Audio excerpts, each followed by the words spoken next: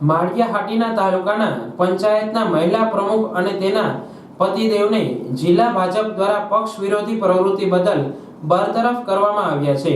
હજુ તો 2 દિવસ પહેલા જ પ્રમુખ સામે અવિશ્વાસની દરખાસ્ત થઈ હતી અને રાજકીય માહોલ ગરમાયો હતો।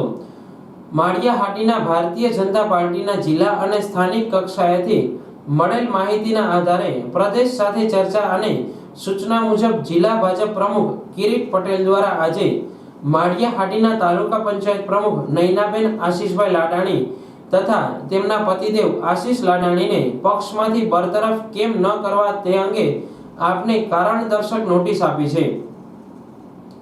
સદ્રહુ નોટિસમાં આપને આ નોટિસનો 7 દિવસમાં ખુલાસો કરતો જવાબ આપવા જણાવેલું છે।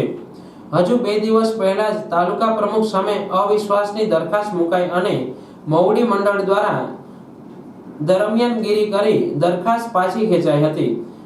ત્યારે આજે આ બંનેને બરતરફ કરવામાં આવતા તાલુકા અને જિલ્લાનું રાજકારણ ફરી ગરમાયું છે।